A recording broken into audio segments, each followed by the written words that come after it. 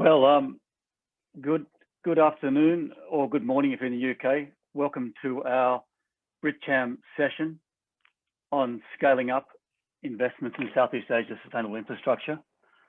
My name is Mark Florence, and I'm the co-chairman of BritCham's Energy and Utilities Committee, as well as the Sustainability Committee. This event is actually a collaboration between both those committees, as it happens. I'm on both.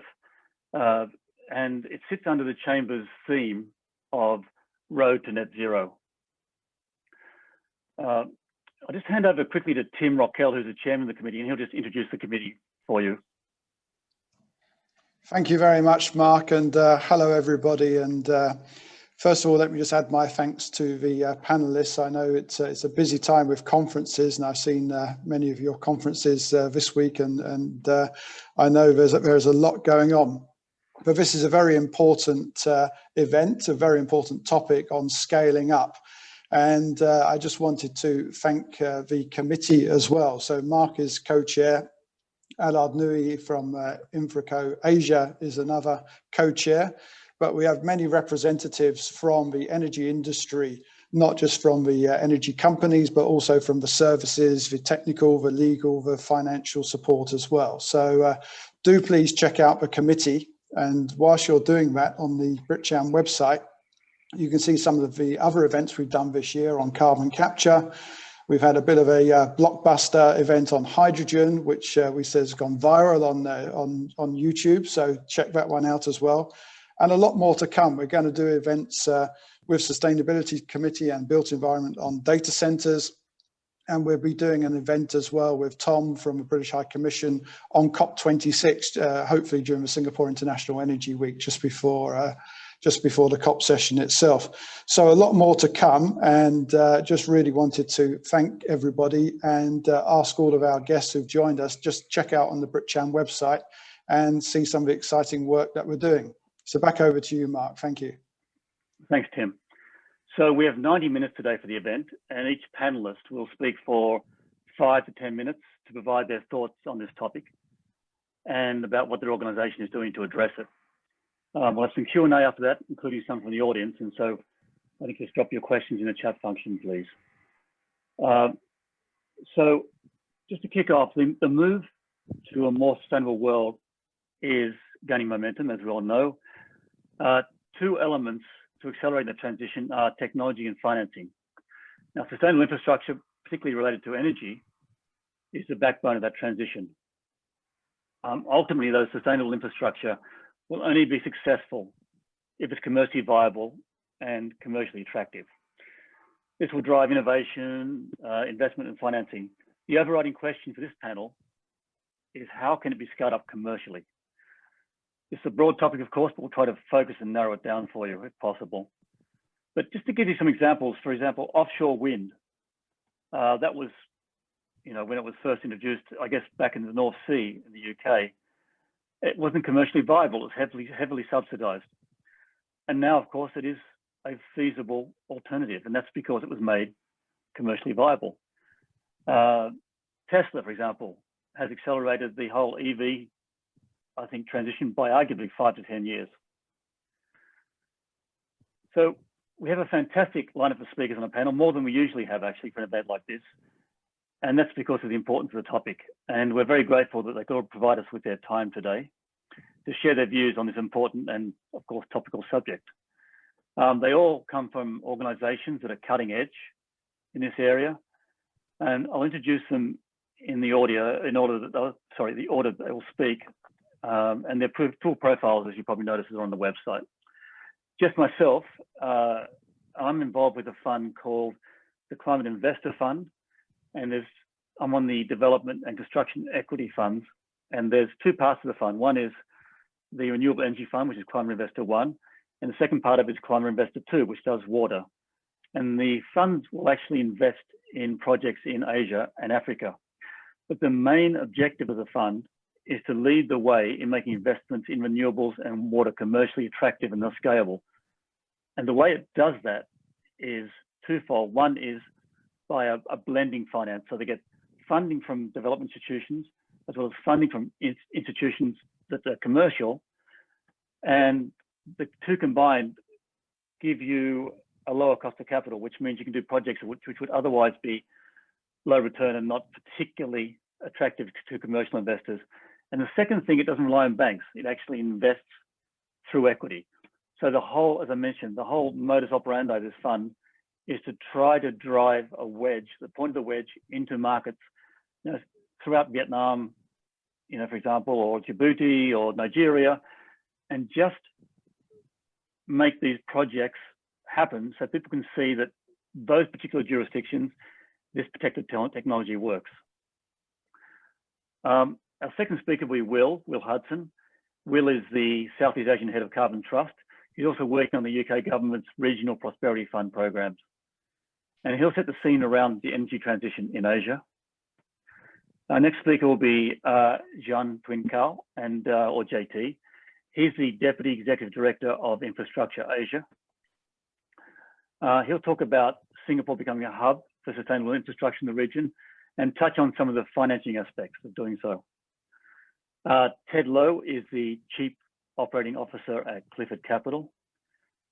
Ted will cover government involvement in promoting sustainable infrastructure and some technology aspects around it, as well as some of the drivers around funding these projects.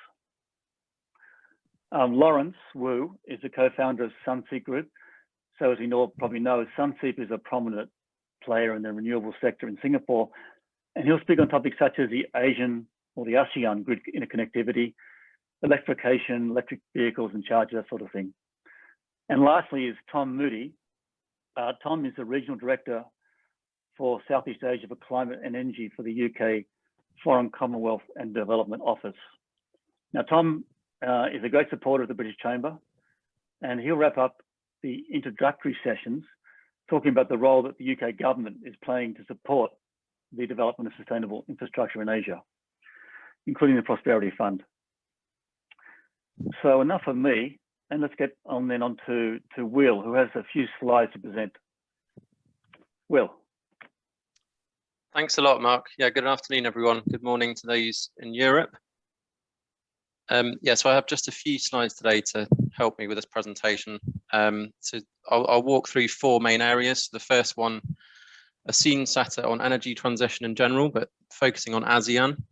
Then looking at the sort of broad buckets of technology that are needed for that transition. So electrification, hydrogen and flexibility, three main areas.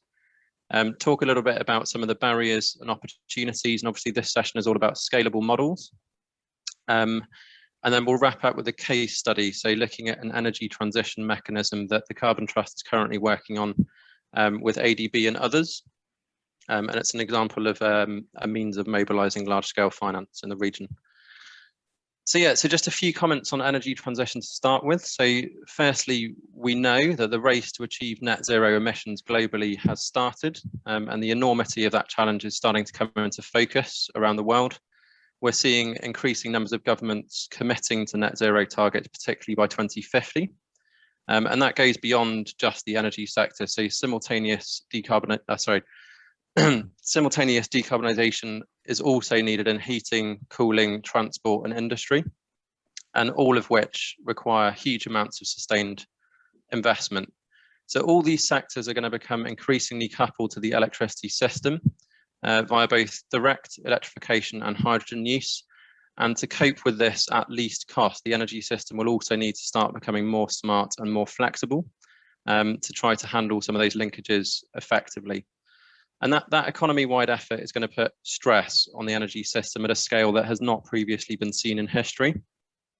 So that the required coupling between sectors brings new and complex challenges, but there's also now an opportunity to dramatically accelerate the net zero transition through this new effort and the new technologies that are coming online. And it will need concerted effort amongst stakeholders.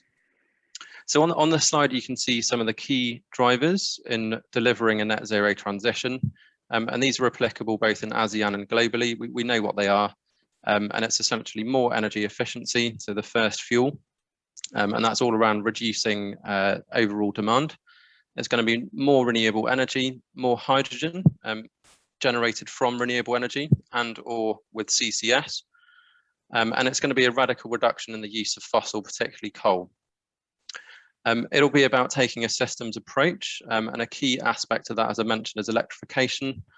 So moving towards a smarter and more flexible system that can work across borders. And cutting across all of that, we're going to need improved governance and transparency, cross-government collaboration and robust setting and tracking of targets. And of course, we need more complete and enforced policy and regulation as well.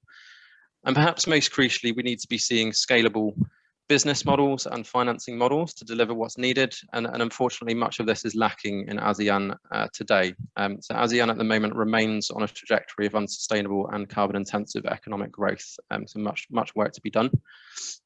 Next slide, please.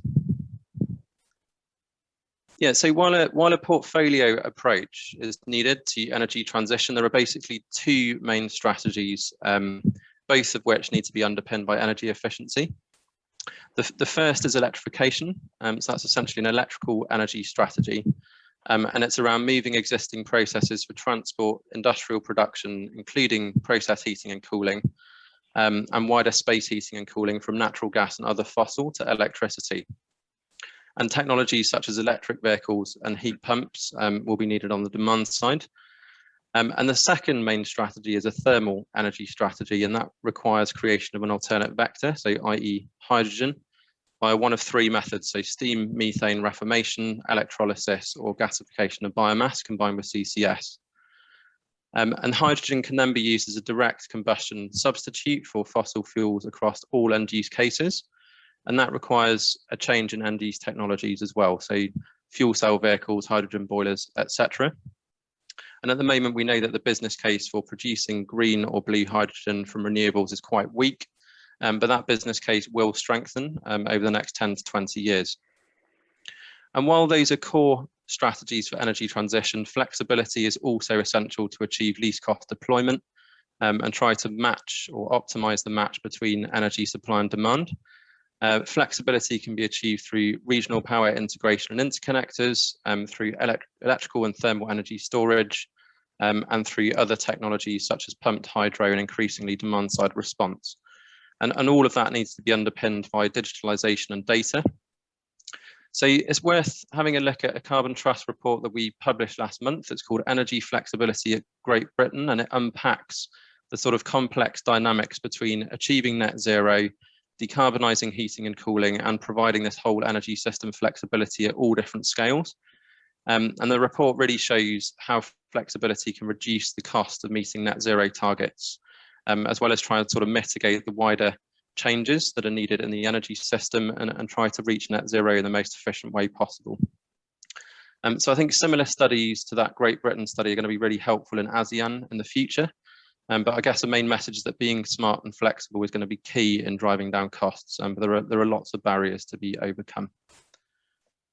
Next slide, please. So in ASEAN so far, what are we seeing in terms of energy or net zero transition? Well, I think so far it's been pretty slow. So a slow uptake of clean energy compared to what's needed. And there are a whole heap of barriers. So I've listed some of them on the slide.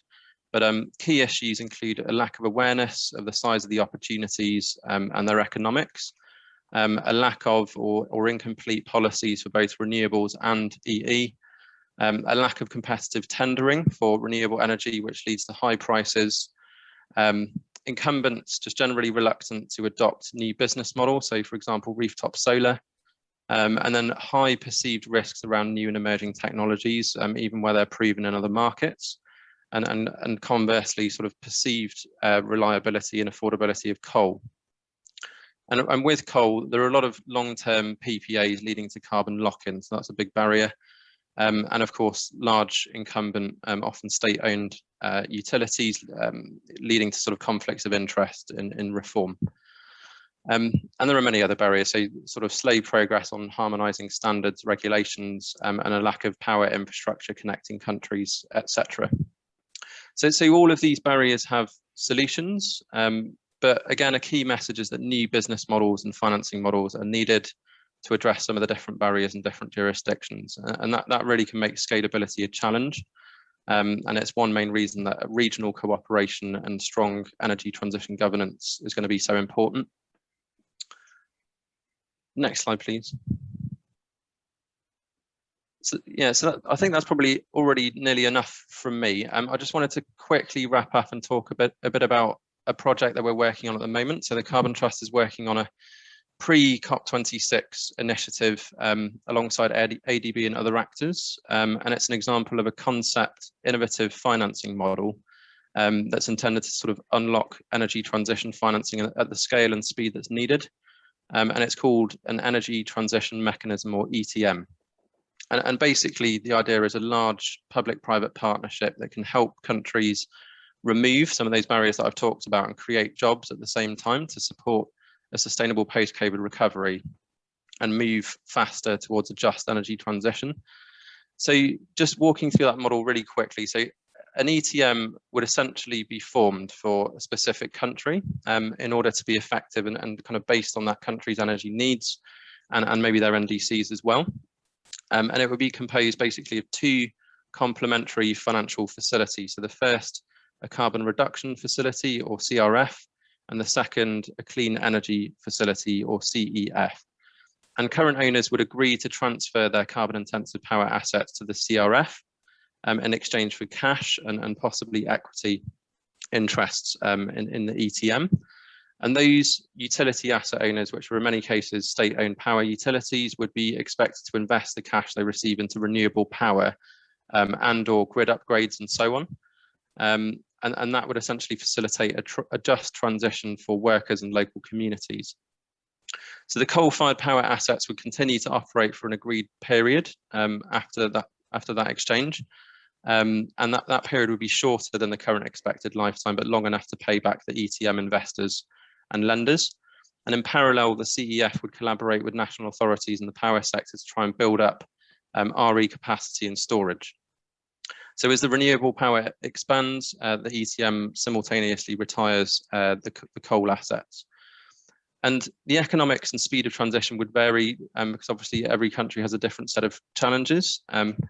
But we feel that now is the right time, or the perfect time even, for leaders to consider bold initiatives like this ETM, given some of the vastly improved economics of renewables in particular, and given sort of record low global interest rates. And so we've done some modelling of the financials, and they suggest that the low-cost funding, or with low-cost funding, a pretty large percentage of existing coal-fired electricity could be replaced over sort of 10 to 15 years using this mechanism. It would be economically affordable, and it wouldn't need to wait for technological breakthrough. And that ETM could, in theory, accelerate demand for renewables as well, maybe 2 or 3 times in each of the countries that we're looking at. So yeah, so just an idea of sort of an innovative scheme and something with the right level of ambition and the right level of scale, given the size of the enormous task ahead in terms of energy transition. I think that's it from me. So thank you very much, and back over to you, Mark. Thanks, Will. Actually, that ETM sounds really interesting. I think innovative solutions are obviously the way to go, and that's certainly one of them. Next up is JT from Infrastructure Asia. Hi, thanks, Mark. Hi, good afternoon, everyone. My name is John Tiang. You can call me JT, and I'm from Infrastructure Asia, as Mark has mentioned. So just to some background of myself, I'm seconded from Enterprise Singapore and have been with Infrastructure Asia since its formation in 2018.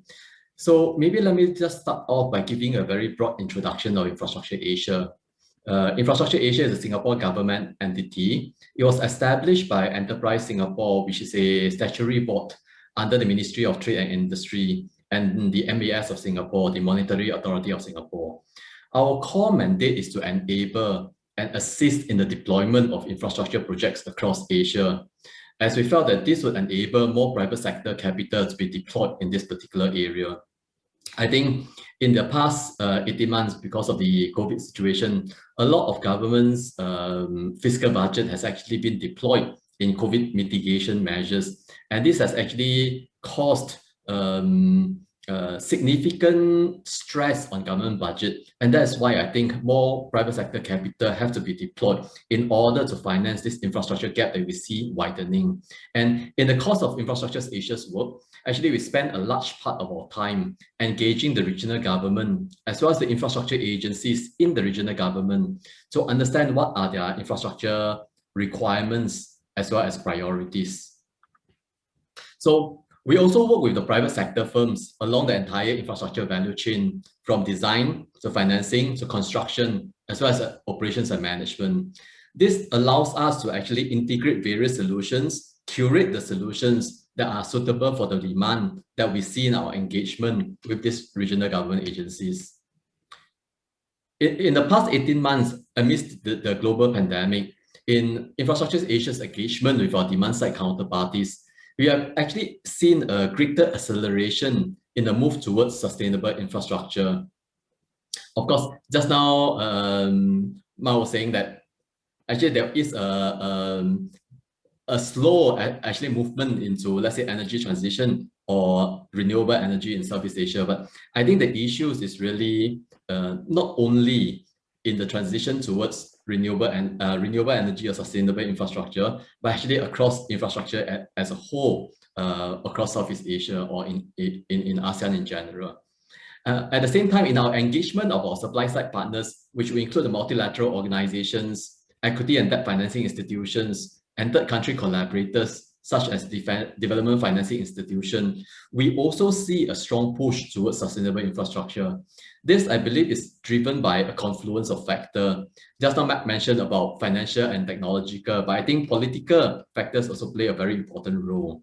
For example, politically, many countries have actually diverted a lot of their attentions to the fight against COVID. This has raised greater awareness and focused attention on existential threat to their long-term sustainability. As such, we felt that actually many countries are now looking at climate mitigation as well as climate adaptation measures as key focus of the terms of government. This bores out in our engagement of the regional countries. Further away, I think the European Union, Japan, as well as Korea, for example, have aimed to be carbon neutral by 2050. China has pledged to reach that by 2060. India is also well on track to meet its Paris Agreement. Yesterday, the Finance Minister, Nirmala Sitharaman, from Finance Minister for India, actually spoke at the Asian Infrastructure Forum, and she was highlighting the efforts that India is putting towards renewable energy in India. Financially, in our engagement with our partners in the infrastructure ecosystem, we are seeing more and more liquidity coming into the sustainable infrastructure sector. This includes renewable energy, sustainable water, and sustainable waste management. Many institutional funds have set up climate-focused funds, and a lot of them have actually used Singapore as a base to project and to reach out to this particular region. For example, I was just speaking to Stonepeak Partners about 2 months ago, prior to the spike in COVID cases in Singapore, and they highlighted the formation of their renewable fund as a key focus, as many of their investment partners are keen to deploy capital into this area. On the debt side, Infrastructure Asia actually collaborate a lot with the multilaterals, including the World Bank as well as the Asian Development Bank. And they are putting resources to look at new and innovative financing for the sustainable infrastructure sector. Of course, the multilaterals have been looking at sustainability for a long, long time. But I think there's an additional push moving into this area now, looking at areas like energy applications, such as energy efficiency, electric vehicles.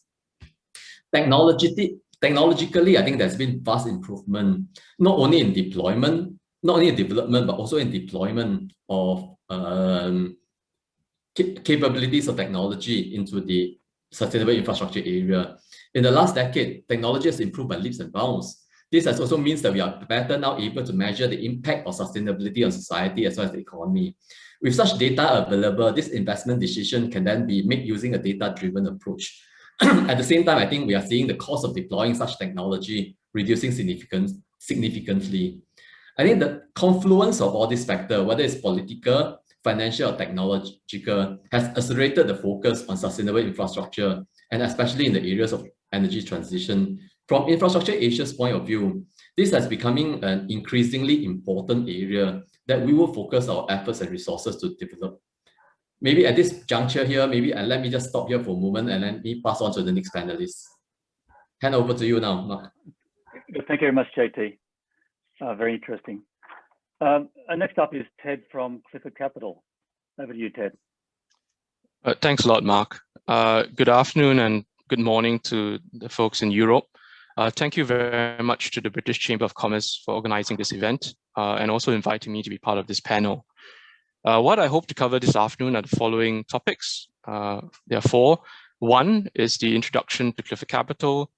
Two, the importance of investing in sustainable infrastructure and what the challenges are. Thirdly, what the potential ideas and thoughts to address these challenges. And lastly, how Clifford Capital can support. On Clifford Capital, we are a specialist provider of structured finance solutions, provide financing of primarily debt to projects around the region. We've been set up with the support of the government of Singapore to help Singapore-based companies grow internationally and also capture new business opportunities. We have a global remit. We focus on infrastructure and as well as offshore marine and the shipping sectors. Since inception in 2012, we have deployed and committed over $3 billion in US dollars to various projects around the world. On myself, I work within Clifford Capital as a Chief Operating Officer, having recently transitioned to this role after working in the infrastructure team of Clifford Capital, where I was responsible for originating and executing debt financing transactions in the infrastructure sector across Asia and the Middle East. Moving on to the importance of investing in sustainable infrastructure and its challenges. The investment into sustainable infrastructure is definitely a win-win for economies as they help to increase productive capacity, increase growth rates, and as well as strengthening the country's resilience to withstand and combat future climate risk. Now, however, challenges do remain. Will had highlighted in his presentation a couple of them, but I just want to list three key ones from my perspective. And I've put them into this acronym, the C's, the three key C's. The first C is complexity. The bureaucracy in the various countries and jurisdictions and the red tape are required to approve and get projects across the line. It is a key challenge of getting projects executed. And even after you've actually gotten the project across the line is also the financing bit. If you are using project financing, documentation for these projects can be very, very onerous, very long. And project financing usually take a very long time to close. Second C is constraints. The constraints are one, the existing infrastructure needs to be further invested and further developed. Development of renewable infrastructure in the region also requires investment into the grid to maintain or take on the intermittency of renewable projects. The other constraint is political. Infrastructure development and investment takes years, and you don't usually see the benefits of such investments up front. And this goes beyond election cycles of political leaders and key decision makers. So there needs to be commitment to look beyond the election cycle of governments. The third C is capacity. And I look at this from two perspectives, funding and knowledge. Funding, the ability of government to invest in developing infrastructure and as well investing into its existing infrastructure as well. This situation is also further exacerbated as well, given the COVID situation around, as JT had mentioned, around where does the government deploy their capital. The second aspect is also knowledge. It's the knowledge gap. It's the government saying, how do I do this? How do I deploy this? How do I crowd in more financing? What is the plan? And this is where the challenges remain in terms of deployment. I then offer up a couple of ideas and thoughts for today for everyone to consider, and I put them in the acronym SSI. The first S, standardization or streamlining. Streamlining the applications and developments for government agencies, ensuring there's a common point of contact in terms of when going through applications for various projects. Secondly, the standardization of how the projects are actually developed. Example is in India, there is the agency known as SECI, which is responsible for providing the land and other ancillary activities and ancillary infrastructure, and then allowing developers to just focus on the commercial returns and the bid, and allowing renewable projects to scale up at a much faster rate. The next thing is standardization of financing documents. For anyone who's actually worked on project financing, they go into reams and reams of documents, right? But what we're looking to do is how do you make sure that at least a majority of these boilerplate clauses are actually addressed and there is a standardization. And that's something that the team at Infrastructure Asia has been working very closely on and looking to standardize project financing documents for the region. The last thing is also standardization for standards and goals. The ASEAN taxonomy of sustainable finance is a good initiative to align the parties around on what is sustainable infrastructure. The second S is support. It's support from the various agencies and parties in the project development value chain. We start off with the multilaterals, the ability to support capability development of governments, procurement practices, and also bankability considerations. And when a project is ripe, providing the financing to help to crowd in private sector participants. The next are banks and developers. They are the sounding boards for whether a project is bankable or not, and also more importantly, the providers of the capital. Next is the advisors, your legal, technical, and insurance advisors providing necessary expertise to develop and review the key risks for financiers. And lastly, and more importantly, is the government, the willingness to invest time, capital to develop bankable projects beyond the term of their government. And lastly is innovation. Financing, we need to look at various means of financing as well. I think the various challenges in the various regions in terms of developing renewable projects, for example, it's taking a very much more pragmatic approach in developing these opportunities. And also the other consideration is, looking at developing government fundraising to raise debt to finance the infrastructure projects. An example is Singapore having established the SINGA Act, the Significant Infrastructure Government Loan Act, which allows it to raise up to $90 billion for infrastructure projects that last for more than 50 years. Second aspect is digitalization and technology in terms of innovation is using smart technology to enhance your existing projects. For example, smart electricity grids to monitor and manage distribution of power to integrate renewable energy. So I've talked about three key themes. In terms of opportunities is standardization, streamlining, support from the various parties, and innovation. Lastly, how can Clifford Capital help? Clifford Capital is part of the financing ecosystem to support Singapore-based developers in their international projects. We can support via financing support. We are nimble and provide flexible as a non-bank financial institution, can provide longer dated financing and can work with parties to develop a financing structure that meets their needs. We've also been working on providing pathfinding as a pathfinder role for key projects in the region, helping Sembcorp, one of the key developers in Singapore, enter into Bangladesh and other countries in the region. And the next aspect is also bankability. What aspects, given that our role in the ecosystem in this part of the world are providing inputs as to what are bankable, what issues can be considered, and how things can be done in this region as well. So, with that, I end my presentation and hope to happy to answer any questions in Q&A segment. Back to you, Mark. Good. Thanks very much, Ted. I think your point around standardization is a very important one. I think reinventing the wheel every time we do a project is one of the reasons nothing gets done. Right. Thanks very much. Next person up is Nitin from Shell. Nitin, over to you. Thank you. Great. Thank you very much, Mark, and a real pleasure to be here. A big thanks for inviting me. Just as a bit of a way of introduction, my name is Nitin. I'm the country chairman for Shell in India, so I have oversight for all the Shell activities in the country. And I'd like to sort of maybe focus my comments a little bit on my observations of India, given I'm very close to the activities that have been happening over here. So please do bear with me as I go through that. Suffice it to say, I think the others, the previous speakers and everyone has come back and suggested very much that climate is going to be a major force from a macroeconomic discussions going forward, and the opportunities that it creates, but equally the implications that it has. It has already started to come in and impact politics. It is starting to get in the way of the discussions that we're starting to have. And equally, as we start to think about a build back better and recognizing the second wave that we just went through was as dramatic, and we do need to recover from that.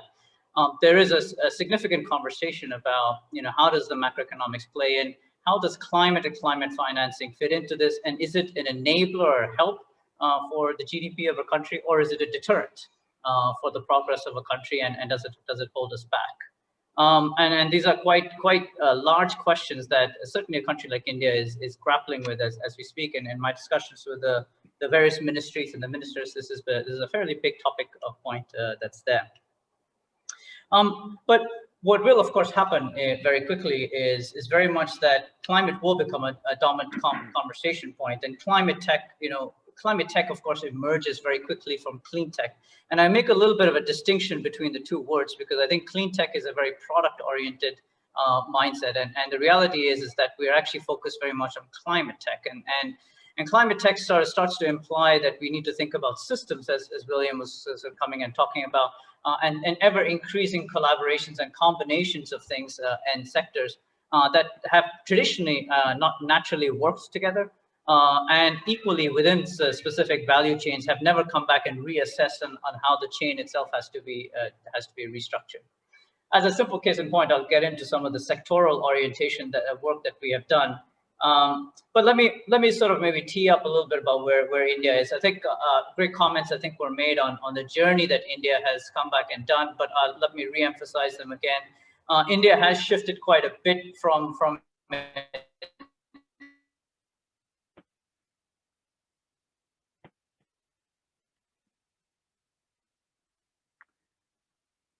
It looks like we're losing you, Nitin.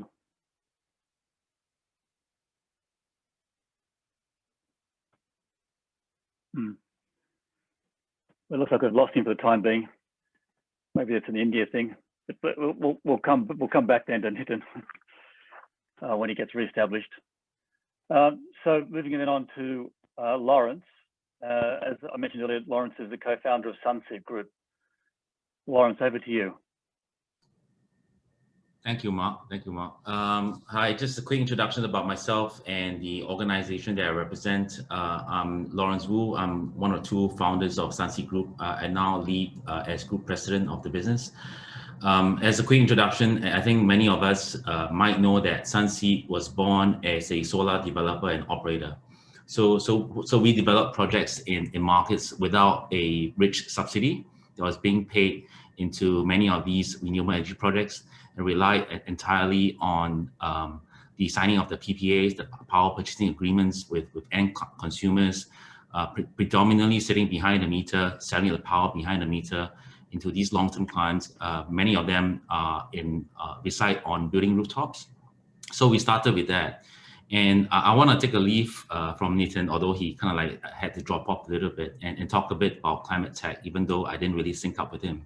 I think a lot has been said about the supply side, the bankability of supply side infrastructure, sustainability infrastructure, which is really predominantly looking at things like hydropower, wind power, and solar energy, and solar on land farms, large-scale utility land farms. So I'm not going to continue on that point, and really to look at the small little gadgets, right? Because sustainability is not just about the supply of clean energy. It's also about low carbon solutions. And some of these are basically has been technologies that have been available to us for many years. And how do we go around financing these things? Because as much as the markets and the countries are able to raise billions of dollars, some of these little technologies don't cost you more than a few tens of $1,000s. So at case in point, as part of our service offerings, we do offer energy performance contracting, which is quite straightforward. We will retrofit all your electrical devices, including light bulbs, air conditioning units, and the lights. And these are your energy demand business. where these would be a lot more energy efficient as compared to your conventional lights, your conventional air conditioning units, and allowing these corporates, big building owners, to save easily hundreds, if not thousands of dollars per month, just purely on utility bills. And these generate a return of capital and return of invested capital of easily anywhere between 3 to 4 years, where you actually get your capital back. So arguably, it's you get a higher return, you get a higher, faster speed of your capital return in a shorter period of time as you look towards other forms of renewable energy generation. But given that these are very tiny little technologies relative to a large-scale 50, 500 megawatt solar land farm, these on the financing landscape typically gets ignored quite a fair bit, because it's you do the same amount of work in looking at financing a 500 megawatt wind power plant or hydropower plant versus a $500,000 project involving light bulbs and air conditioning units. And this is something that the banking community doesn't like to work on, because it doesn't move the needle for them. But I think my call out here is to look at these technologies that has been around and with us for a long time, and seeing how we can leverage off the low cost project financing, including the ones that William talked about at the start of this conversation, and seeing how we can deploy and give advantage to these technologies, which doesn't necessarily give you a clean energy, but it allows you to reduce the demand of energy itself, which is also another low carbon form of technology. Case in point here is perhaps to talk a little bit about EV charging. As part of our service offering to a commercial or building customer, on top of providing solar energy on the rooftop, providing solar energy from other parts of the country, but connected onto the same grid, like what we did with Apple, Facebook, Microsoft. And on top of energy efficiency, we are also making inroads to provide EV charging. Now, very often the call out here is when we approach the financing community and the fraternity to look at financing EV chargers, the quick question that was usually asked is, where is your long-term contract with your EV owners or the fleet operators? Truth is, we don't have, at least not now. There isn't a long-term contract. We sign maybe like a telco contract, monthly subscription agreements, whereby the EV owner would actually pay us for the amount of power that they consume from the EV charging unit. And so would that be considered as bankable or financeable? A couple of things here I'll take away. One is EVs and electric vehicles, while they might be slightly more expensive now compared to ICEs, but if you leverage off the history of things like solar or even wind turbines, and you see the cost coming down so aggressively, the biggest part of the cost of the EV is really the battery. And that you will see that the cost is coming down aggressively, and such that you always become cheaper than ICE, an internal combustion engine. Second, which also means that the cost of acquiring EV will be far less than ICE in the months or the years to come. Second is in the operation and maintenance of an electric vehicle, there's so little moving parts in an EV. Now, while knowledge is being gathered in terms of operating and maintaining an EV, and so which is a bit costly now, again, I would dare say that in the months or years to come, operating an EV is going to be far lesser than compared to ICE. And last but not least, from a carbon footprint and a price of traveling per kilometer, an example here is a simple EV will probably cost you about 7 kilowatt hours to drive 45 kilometers. Well, we're not talking about supercars, obviously. We're talking about, say, perhaps a Nissan Leaf, a Tesla 3. Those would be the amount of energy needed to drive 45 kilometers. And what is 7 kilowatt hour? Even in expensive Singapore, that is barely $1. Singapore dollars, if I may say, not even US dollars, right? So the cost of EV is going to come down so much that we believe that EVs would definitely be prevalent, and that any EV owner would want to pay that little money to charge their EV so that they can drive it around. So what is difficult about financing an EV or EV charging business? I think with that, I'll just take a pause here, Mark, and perhaps Nitin just joined on board. I can pass the mic back to him. Yes, Nitin, do we have you again? Oh, there you are. Yeah, I am. Yeah, I am back, Mark. Sorry about that, and thanks really much, Lawrence, for the baton toss back and forth. Really No appreciate problem. that. I Hey, gotta let you. sorry, I saw a I'll little bit. continue on and just finish up. Sorry. Thank you. Well, so India very much on track for its NDCs in terms of the three sectors we talked about. And in fact, it has steadily been increasing its aspiration and ambitions. It has now come back from 175 gigawatts by 2022 to move to 400 gigawatts of renewable energy by 2030. And as you heard, Madam Sitaraman, the Minister of Finance, is also coming in and increasing it.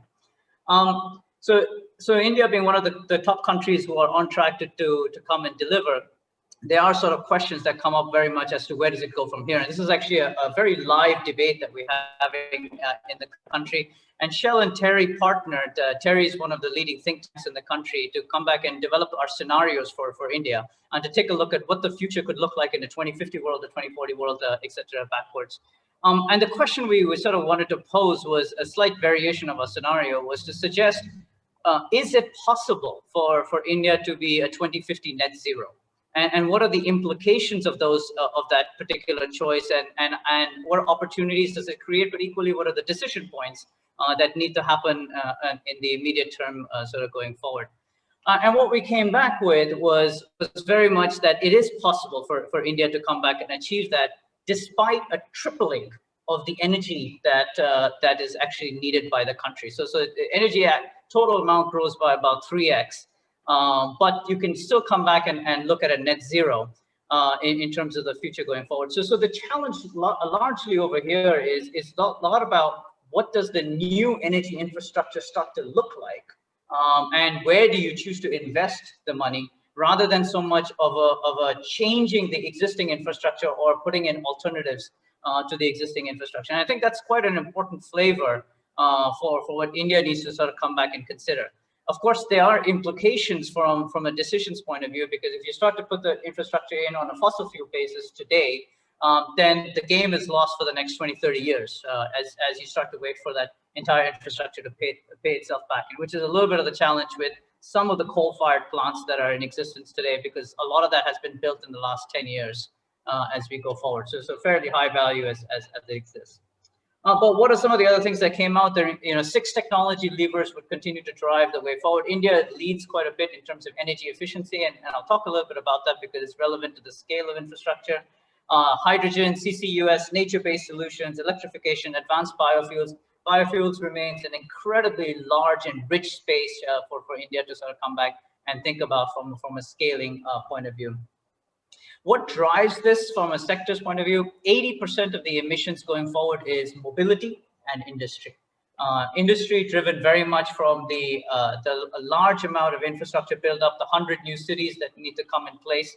And even in our projections in a 2050 world, industry actually continues to grow. So there's a tripling of the amount of industry that's needed, cement, steel, and other sort of basic infrastructure creation.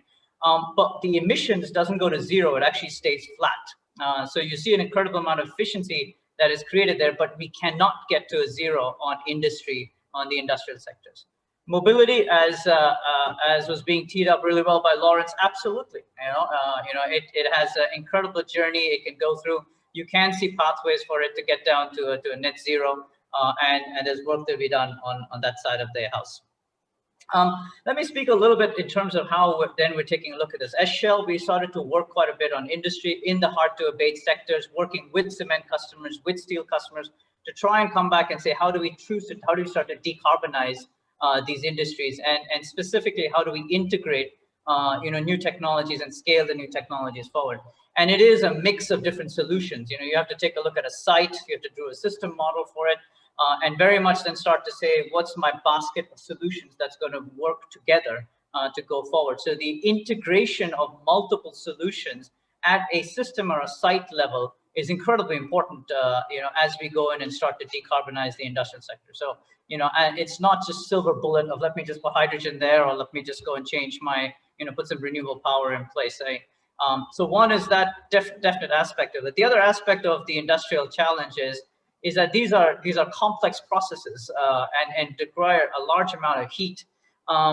And you know, in terms of managing these processes, you effectively have to integrate Industry 4.0 with a carbon overlay into how you fundamentally run these industries and these sites and locations for us to be able to actually come back and decarbonize them. Now back to scale, what comes back and helps in the scale sort of conversations as we go forward, what we're seeing and what we've is, you know, there's two different pathways that we have been very successful. Either we get government facilitation and come back and have them conversations, and this is through incentives, policy networks, changes and things that we need to come back and do. Or actually the other pathway that is now sort of emerging is very much how do we start to collaborate together?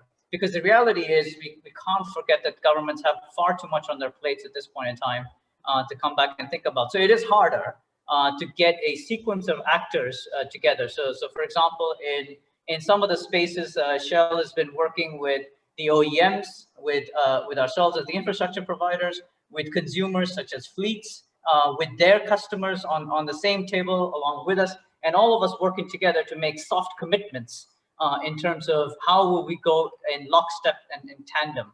And this is really quite important because there is a first mover disadvantage if a segment or a section of the value chain moves ahead of the others.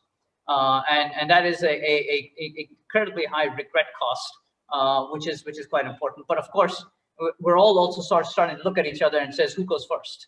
You know, and where's the chicken and which is the egg? So in that existential question. Let me just sort of close out my thoughts and says, you know, we talked quite a bit about infrastructure and the challenges that are there. What are some of the other big issues that are there? I mean, certainly financing and getting the right financing models. With all due respect to some of the things that is out there, I don't think there's actually a problem of sufficient financing. I think there's a tremendous problem of accessibility of finance and the right structures to be in place. And this is not just in restrictions from a regulatory point of view, but just how to get the money to flow, which is one side of the house. The other side of the house is much more fundamental, which is to come back and say our models on how we looked at financing various companies and sectors. Well, they fundamentally relied on us taking a look at a corporate level and the company's actions at a corporate and an entity level. And here we're talking about not even project, we're talking sub-project level for carbon reduction. So how do you come back and actually finance baseline emissions and then come a reduction and finance a reduction from an established baseline? Let's take an example. If we had a steel customer who came back and said, I'm going to reduce my emissions by 20%, that's a significant amount of emissions reductions for some of the largest steel players in the country. But how do you come back and finance that at a specific project level and a targeted level is a much more difficult problem to come back and solve and to get the whole thing to come and flow. So the,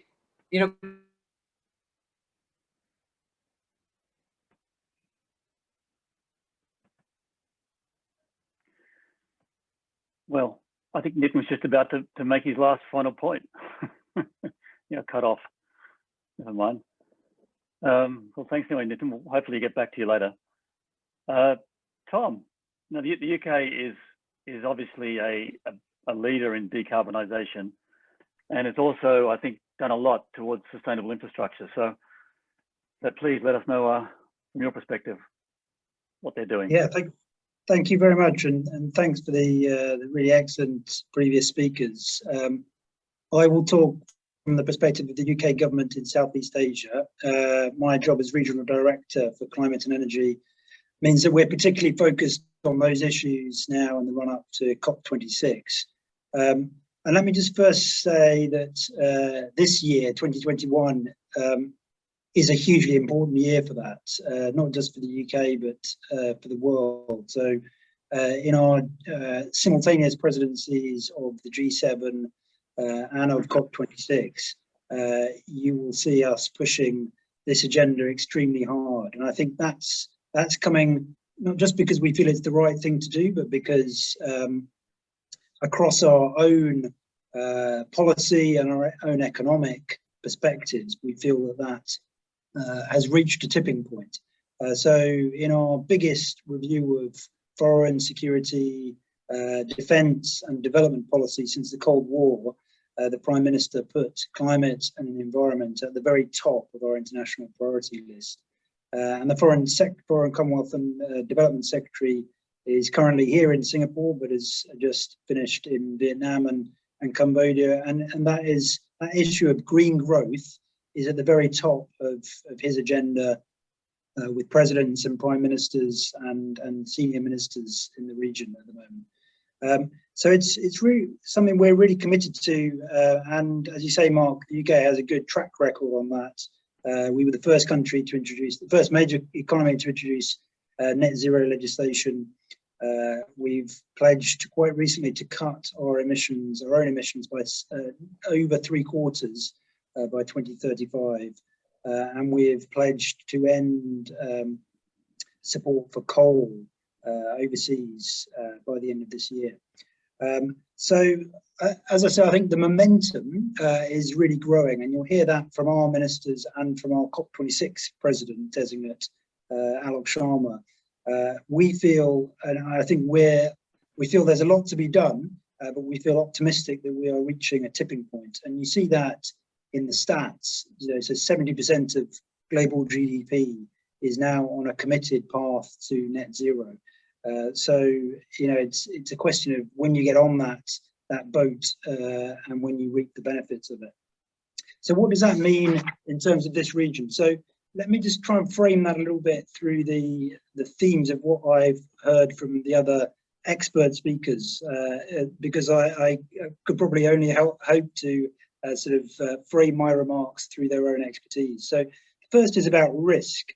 And in terms of scaling a sustainable infrastructure, we definitely see that there is a clear need for governments to partner with private sector to de-risk that investment and ensure that it could scale up. As you said, Mark, at the start of this session, achieve that commercial viability that is really needed. And so some of the ways that we're doing that is, as you will have seen from the G7 the week before last, putting in place a new $2.8 billion fund to support the switch from coal financing to renewables. And the UK's 10-point plan, which is our own domestic effort on this, looks to crowd in private sector finance by putting in place £12 billion of public sector finance. We expect to get at least 3 times as much private sector finance on the back of that. And we feel that is not only the right thing to do, but it will be a huge economic boost for the UK. So we think at least 250,000 new jobs will be created through that. The second theme that I picked up was about regulatory barriers. And, you know, I think in respect of the role of governments, there is a clear role for us and partners in this region to help address that. That isn't just from the perspective of, you know, morally the right thing to do, but also because it goes hand in hand with trade and investment. So if you look in countries like Vietnam, Taiwan, Thailand, countries that have had quite clear policy frameworks which have supported the adoption of renewables, for example, have seen billions of dollars worth of foreign direct investment flow in as a result. And we're trying to make that link between foreign direct investment and the switch to the energy transition. And there are some particular areas where in this region we're focusing that on. It also means the end of unfair fuel subsidies for fossil fuels. I think Will was talking about the vested interests around that, which we completely agree with. The other theme that I wanted to touch on briefly was about diplomatic cooperation between developed countries. And JT, you talked about your work with across the region on this, but as you all know, the UK is doing a fair bit in the same space, and indeed I think we're doing quite similar work with ASEAN governments to build their capability to make informed decisions about investment, yourselves through the World Bank, ourselves through our own Treasury's Infrastructure Projects Authority. So there's a very strong case, I think, for those developed countries to partner together to work to seek those investment opportunities and build that. Across this region, there are opportunities, I think, for us to help overcome some of those political barriers. So the ASEAN grid, for example, is a great example where there are political barriers to that, which we as partner governments working with ASEAN can help remove those sorts of barriers. The next issue is about the penultimate issue I just wanted to touch on was about the different mechanisms for finance. I recognise the points that Will highlighted about the ETM, and we've also been talking to the ADB about this idea of a really innovative mechanism to help, draw partners away from coal power and towards renewables. We've established through the COP26 something called an Energy Transition Council, which is working in 7 countries across Asia to help bring together donors and host governments and friendly governments, which are sometimes involved on the financing side of coal plants. So there's a role for us in our COP presidency to play in brokering those kind of quite intricate political, transactional, financial, commercial agreements that are necessary to unpick at a plant level some of those commitments and make sure that we don't tie in stranded assets in respect of those. I won't dwell too much on those, but the only other area I wanted to flag in that is about carbon markets. Both through our COP26 work, where we're trying to finalise Article 6 of the Paris Agreement and giving huge priority to that in terms of international flows of finance from governments. We're also working quite closely with Singapore in this region to support the voluntary carbon markets work. And in terms of the ability to scale finance towards projects, we think there's a huge role for that to play over the next few years to support that obvious need from corporates to deal with some of the challenges in reducing emissions in the near to medium term.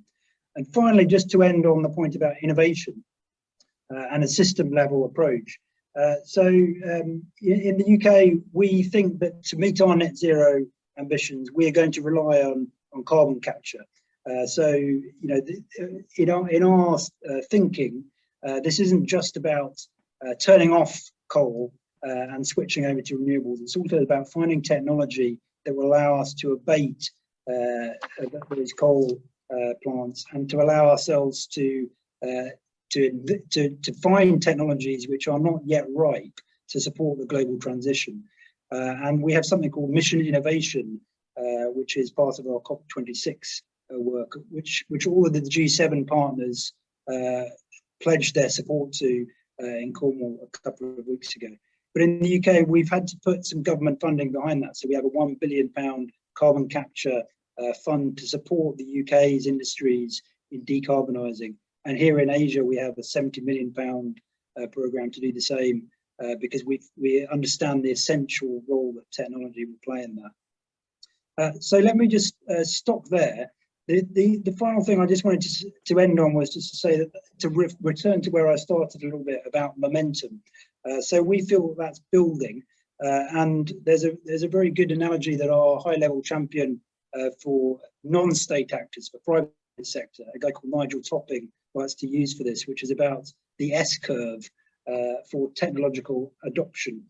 So he likens the energy transition to the automobile, the transistor, the semiconductor, and the mobile phone. You know, if you get on now, while the case is still being made, you as businesses will reap enormous rewards, and we've seen that throughout history with the countries and the industries and the companies that invested first, seeing huge shares of that future growth. But that is exponential growth.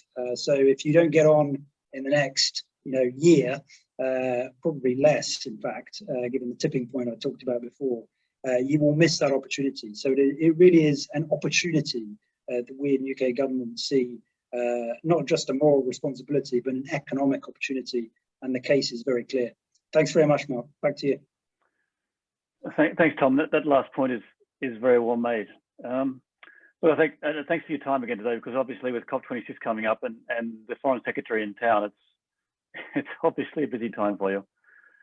Nitin, I think you're about to make your final point when you're, again, ruthlessly cut off.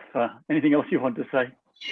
No, thanks for that. I was just saying, Mr. Sabina telling it's cats playing with wires, fortunately, so for some reason. No, look, my final point was actually more about consumer behavior, and it was more having to do about the necessity actually to create the demand mechanism to start to switch the behaviors that are there, and how do we give flexibility and choice in the particular infrastructure. And I think what's going to be really interesting is in the infrastructure that we create going forward is that we have to build in flexibility and choice upfront, which is actually quite new if you really think about that. You know, we've not been set up to necessarily to work in that way. Typically, at least in energy, in our space, you know, we've compartmentalized and said this is your form of energy, take it or leave it. And now we're coming back and saying you can actually do it in many different ways. And you see that choice becoming a lot more interesting, especially in the mobility space, as different usage models and behavioral models are starting to drive different choices. So some things for us to continue to think about. But let me pause there. I don't want to take up any more time than we can go to Q&A.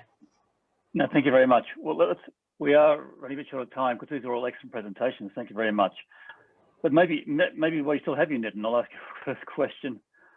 Sure. Tell me, how is Shell helping its industry partners to deliver their decarbonisation goals? And an extension of that is, how are there lessons in scalability for ASEAN governments from an India perspective?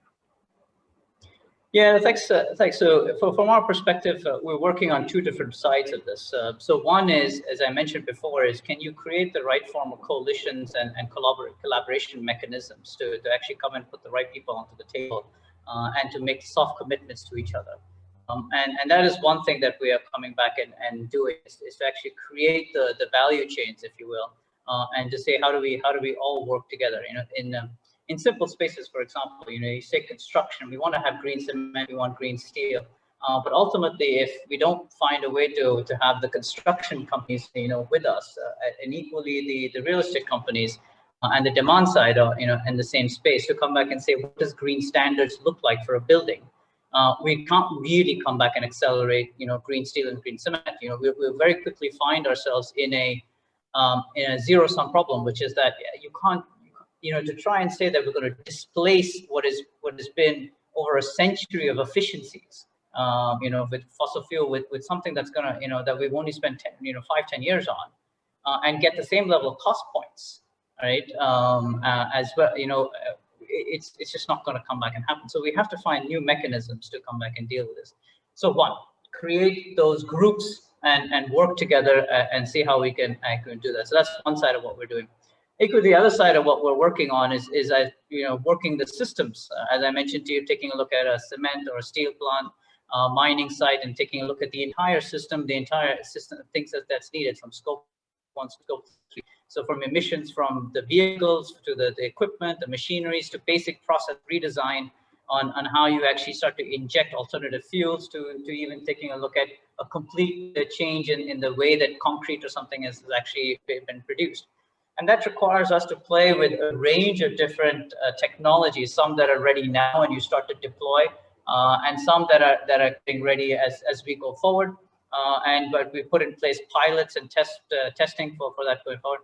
And some that is in the space of startups and research, where we jointly work in terms of investing in the capability, but using our organizations to come back and accelerate the development of those things. And I think these are the kind of mechanisms that we need to create to come back and scale, at least you know, from our perspective, the activities that are there. Well, thank you. No, so I think certainly, given the size of India and the size of the challenge you have there, and of course Shell's transition, I think you'll be watched fairly carefully in the next few years on both those areas. Moving on to Will. Will, tell me, I think a lot of Asian countries are reluctant to move away from coal. Indonesia is another example. There's a lot of vested interest and so on. You've mentioned your ETM, but what else do you think can be done to accelerate their thinking towards moving towards a, you know, can they be made to understand that renewables and other forms of energy can be more sustainable? Yeah, thanks, Mark. Yeah, just a quick comment. Yeah, I really enjoyed all the presentations. So yeah, good to be part of this panel. Yeah, it's a big question. I think I talked about some of the barriers to moving away from coal, moving on to renewables. So maybe just revisiting some of those. So I guess at the moment, we're still seeing coal forming a really dominant part of the power generation mix in most of the countries in ASEAN, particularly Indonesia and Vietnam. And that mix needs to change going forward. So how do you sort of choose the future mix? So you need to do some baselining. You need to work out what target you're working towards as a country, and then put in place some scenarios and start working towards, a stakeholder, stakeholder agreement on the right scenario for your country based on the technology mixes that are available locally and the ones that are likely to come online later. And all of that needs modeling. And it needs to be joined up. So a big part of the issue in a lot of these countries is that government agencies are not talking to each other. So the NDC target may not meet or may not match the energy sector target, may not match the industry sector target, et cetera, et cetera. And so I think there's a lot of work to be done on modeling, joining up some of these actors in government and elsewhere. And then we get onto the sort of vested interest. So yeah, that is an intractable problem in many cases. It's a political economy issue. It needs really careful sort of analysis of where the stakeholder pressure points lie in the ecosystem around coal, and how you can affect change. And I think I'm not an expert in this area, but I think, yeah, a lot more analysis on working out how you can move forward in the face of these vested interests, and then linked to that subsidies. So distorting the market. And of course, renewables are cost competitive with coal in many cases around the world now. So it really makes no sense to be planning more coal going forward. We are where we are. I agree with the point around there's no point in focusing on retiring new plants or new coal plants. So those PPAs that were only signed in the last 10 years, those guys are fairly efficient. Maybe they could be fitted with CCS. But I think some of the older plants, yeah, you can start looking at this retirement options and maybe new innovative financing means of going about that. Yeah, I guess I could keep going, but just to sort of summarize, yeah, I think it starts with correct targets and policies, maybe, yeah, looking at the economics of renewables, maybe trying to address some of the perceived risks around renewables, and link to that with the perceived reliability and affordability of coal. Some of these things are not accurate, and maybe just using better data for planning and dealing with these subsidies in particular. Yeah. Okay, thank you, Will. JT, question for you.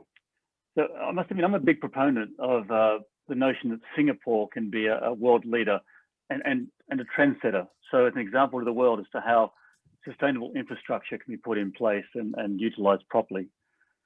Also that Singapore can be a hub for this sort of thing in the region. It can be a hub for the services that might be provided for financing, that sort of thing. Tell me from your perspective, how do you think we can make this happen in ASEAN? How can Singapore take those steps? Thanks. So I think the question is really, what is the role that Singapore can play in the development of sustainable infrastructure in Asia? I think it's not only about sustainable infrastructure, but really in the whole concept of infrastructure development in Asia. So from that aspect, maybe let me just first highlight two critical strengths I think that Singapore have in the area of infrastructure development.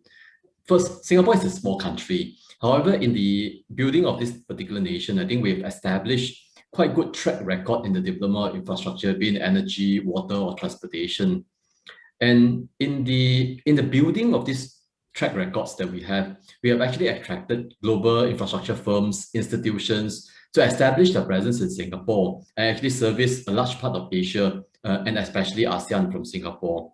With this strength, there are three areas that I think Singapore can actually contribute in the area of developing infrastructure, or specifically in this case, sustainable infrastructure in Asia. First, I think Singapore can be a node for knowledge, a repository for knowledge as well as solutions for Asia. There is a large ecosystem of infrastructure firms in Singapore. I think in the past 3 years that Infrastructure Asia has been in existence, we have engaged more than 600 of them along the entire value chain. And there are many more that I think we have not even engaged before. Many of them are also building up capacity and expertise in sustainable infrastructure. Singapore has also convened many events where new ideas and solutions of sustainability in the region are actually designed, discussed, and delivered.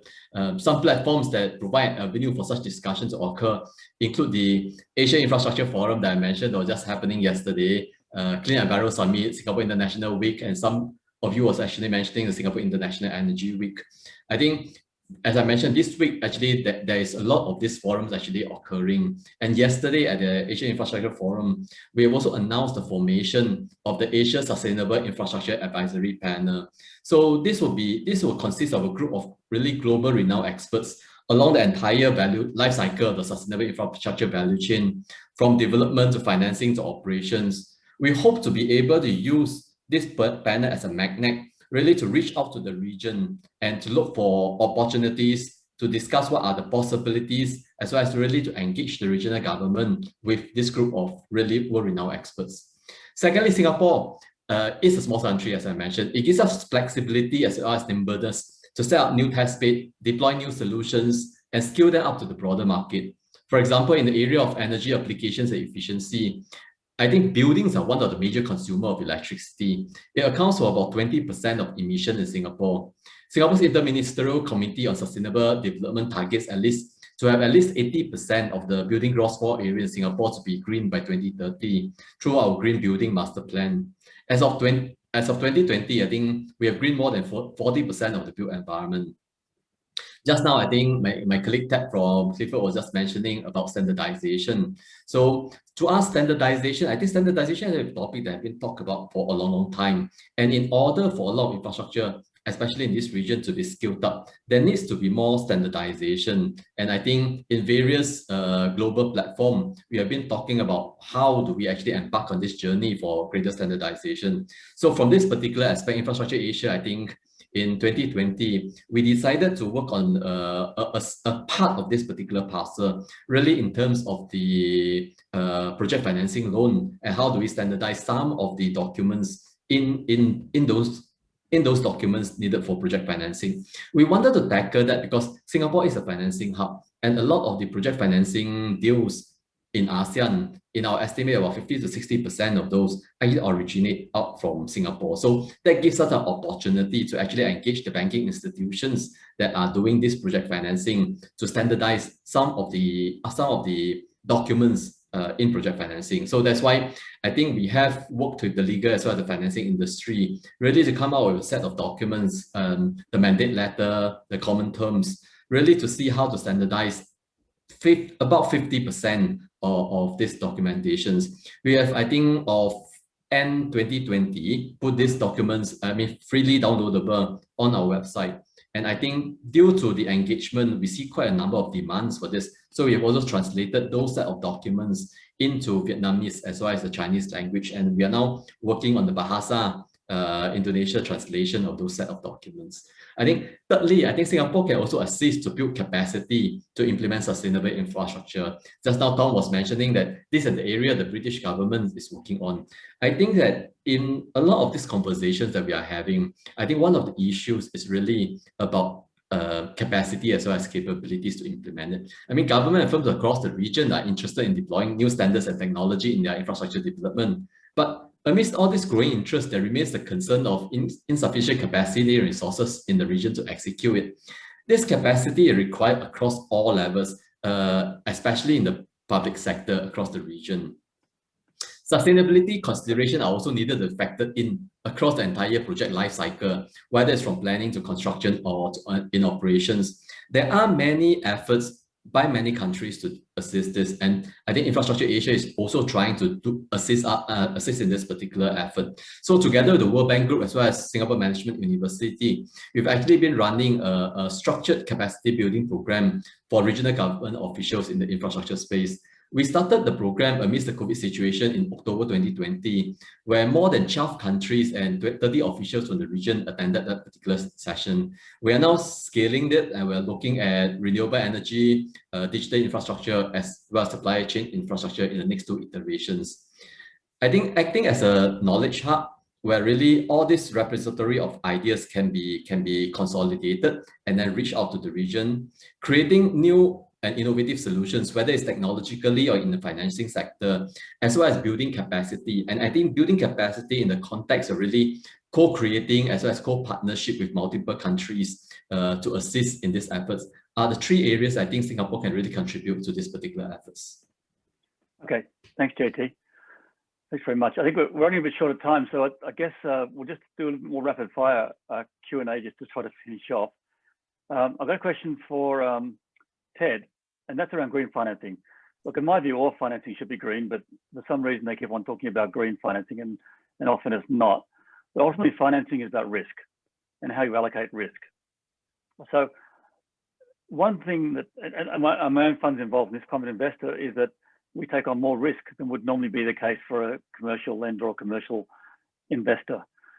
To what extent do you think the government, in particular Clifford Capital in this case, can play to try to move some of the risk towards itself?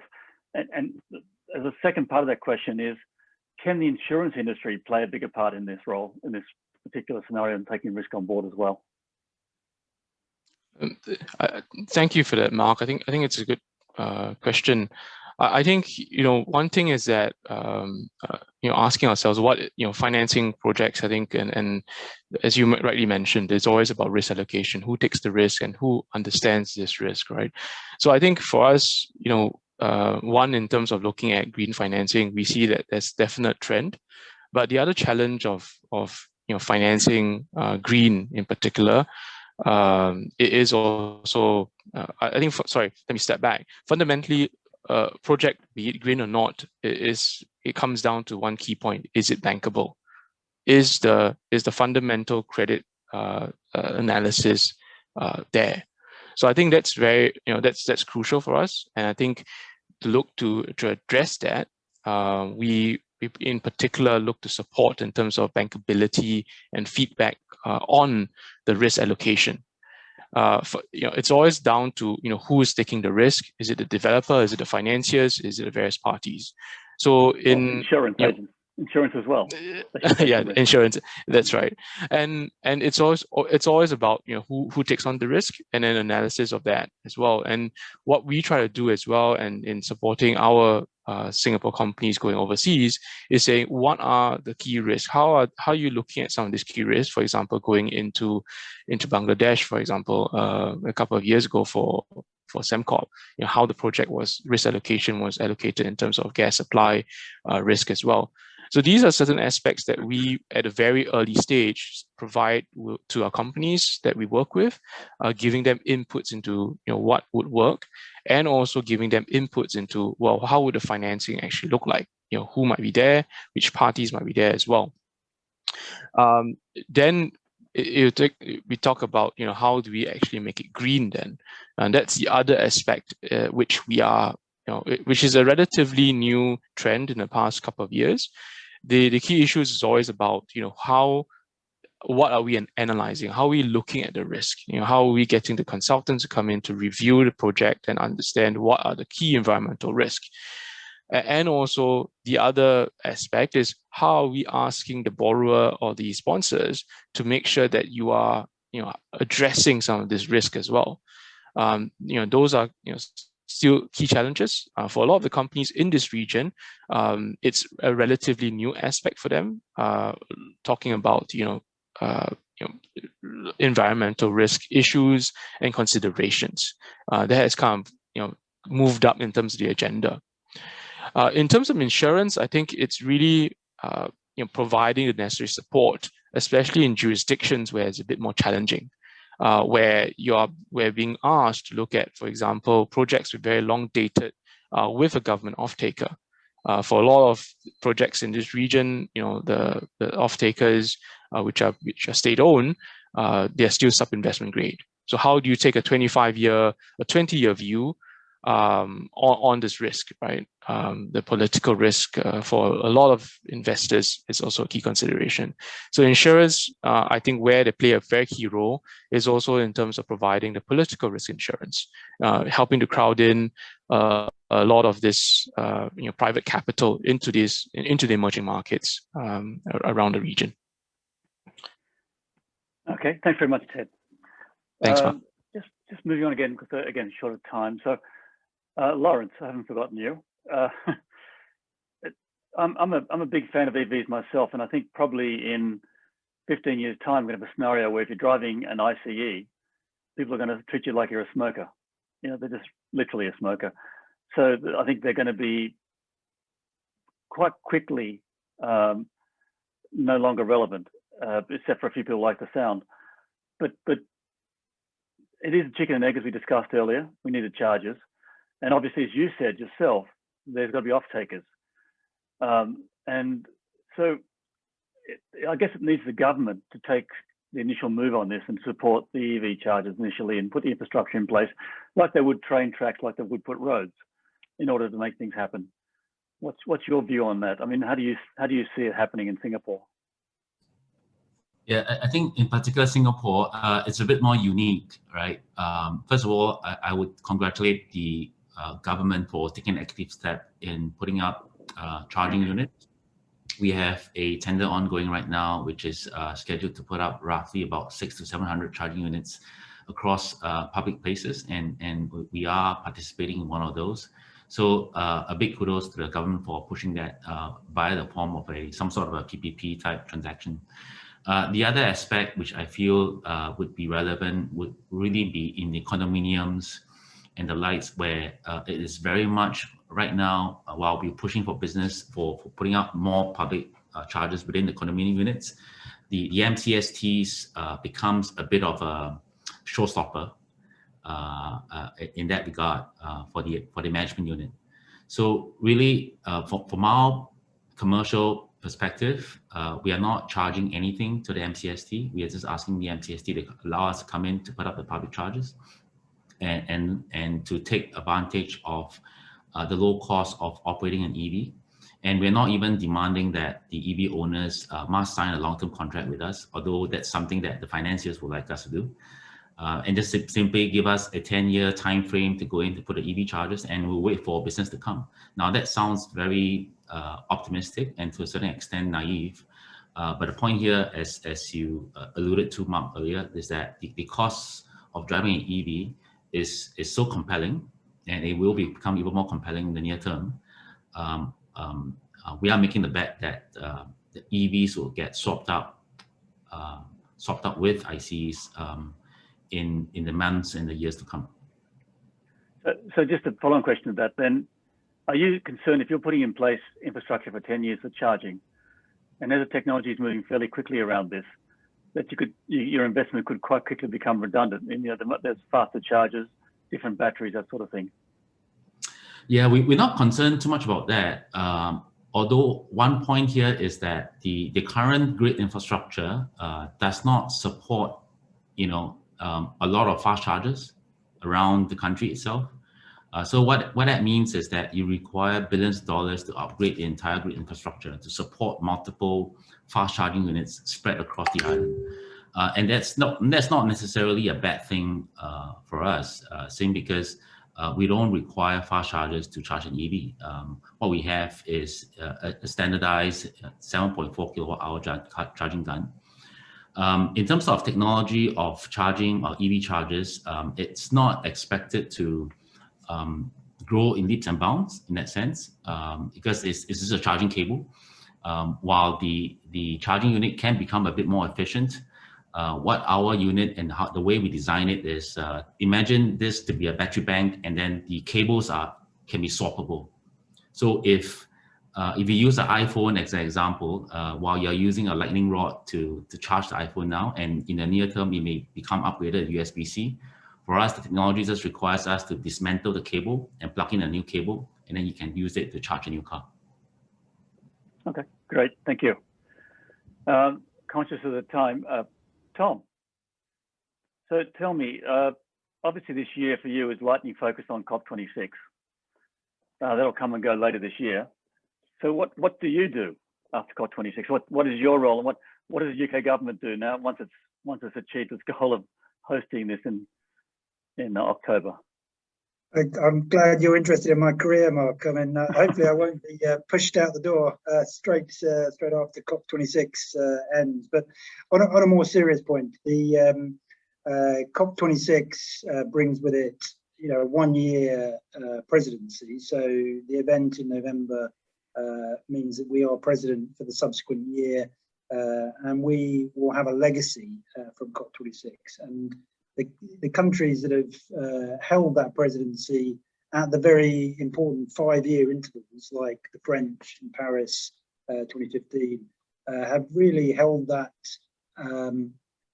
burden with great humility and respect, which it deserves. So we intend to do the same, which is why the climate and environment and nature is going to be an enduring priority for the UK government. And that's one of the reasons why it's the top international priority for us beyond that. So what I suspect it will look like a little bit is that we will give off a collective sigh of relief as we get to Christmas, but then we will start thinking about what that legacy needs to look like, and how we hand the baton over to the African presidents for COP27. And we expect there to be a noticeable shift towards nature too after COP26, which is a priority this year because of CBD15 and also for COP. But we have a domestic, an international climate finance commitment of £3 billion, so fully 1/3 of our ICF to spend on nature. So I expect we will have a very visible focus on nature in the years after COP as well. Thanks. And just a quick follow-on question. I know we're running out of time, but it's a very quick follow-on question. That is, I mean, obviously, a lot of countries are already given their commitments towards the NDC, towards COP. When we actually get to COP, is it going to be an anticlimax, or is it actually going to, or does this mean other countries will be brought along as well? Yeah, so the top priorities for us over the next 4.5 months are complying with the obligations of the Paris Agreement. So every country needs to come forward with an enhanced nationally determined contribution, which is their plan out to 2030. And that needs to show a peaking of emissions over that period. And ideally, follow the sort of G7 and UK example of cutting that by about half. And then the other thing that we really need all countries to do is give a net zero commitment by about 2050. So in this region, Laos has now committed to net zero by 2050. Singapore has committed to net zero by about mid-century, but we really want it to give a specific date. And then we have a few other countries that are very close to doing so. So we feel confident, and as you'll have seen, our ministers at leader level are now really strongly pushing that point, because it is essential to happen before COP26. Okay, thank you. Well, look, apologies to all the panelists. I had quite a few more questions, but we've run out of time. I think each of your presentations was so interesting, we just got a bit carried away. But thank you all for taking part. You're all excellent speakers. You did a great job. A virtual clap for you from the audience. I'd just like to just quickly mention there's some upcoming chamber events, and Sabina will put that on the screen now. So the first is the updates in Singapore Personal Data Protection Act. That's the 29th of June. Then there's a similar topic, green bonds, carbon offsetting and challenges for data transparency on the 13th of July. All these are very interesting webinars, and there's quite a few more after that I know that I'm involved with myself. So it's going to be a pretty busy year. The last thing I need to do is just mention that there's an event feedback survey email, which will land in the attendees' inboxes. So could you please try to fill that out and return it. And again, thank you to all the panelists. And if you wouldn't mind staying on after this for a quick wrap up. Thank you.